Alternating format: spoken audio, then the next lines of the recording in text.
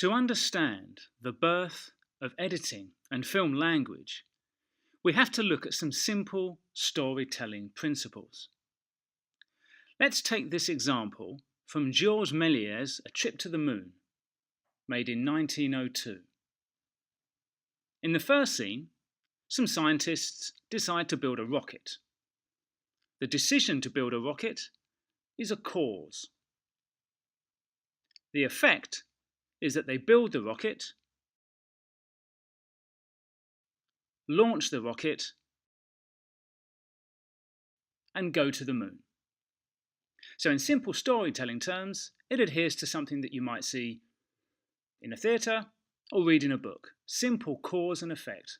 The cause is that they build the rocket, the effect is that they go to the moon. Nice, simple storytelling principles. As presented in this film, A Trip to the Moon, cause and effect is shown in a manner that is just like watching a piece of theatre.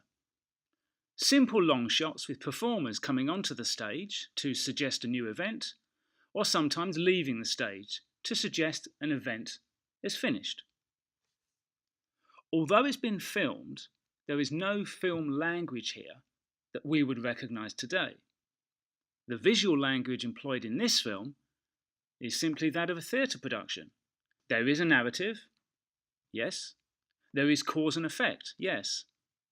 But it is visually deployed in the manner of theatre.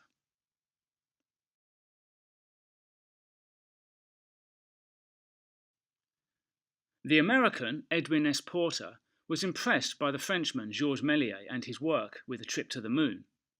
However, he was able to use editing and shot choice to visually heighten the sense of cause and effect in a story. In his film, The Life of an American Fireman, made in 1903, he did two innovative things. The first was to use a close-up of a hand pulling a fire alarm. This was then cut to a shot of the fireman being raised by the alarm that was pulled. What Porter has done here is add dramatic emphasis to the story by directing our eyes towards an action in a way that the theatre can't. It is here that we can start to see how film developed its own language and moved away from the language of the theatre, which was found in Méliès's work. The second thing that Porter did, or you could argue the second thing that he discovered in this cut from the close-up of the alarm to the long shot of the fireman, was to suggest two different events were going on at the same time in two different places. Not only did the edit from the alarm to the fireman add some dramatic emphasis, it also implied that the two events were happening at the same time, but in different locations. He used this technique again when he cuts from outside the blazing building to the victim inside that the firemen are hoping to rescue.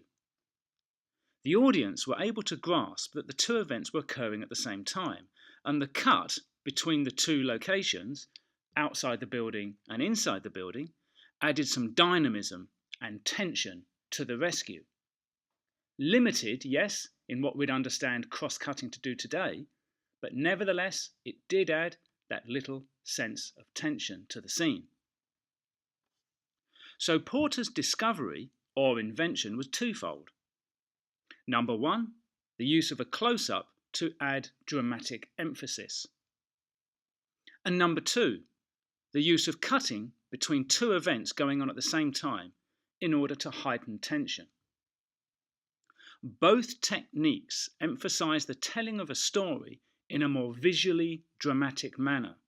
But, more importantly, both were things that you couldn't exactly do in a theatre. And it's here that editing and the language of film begins.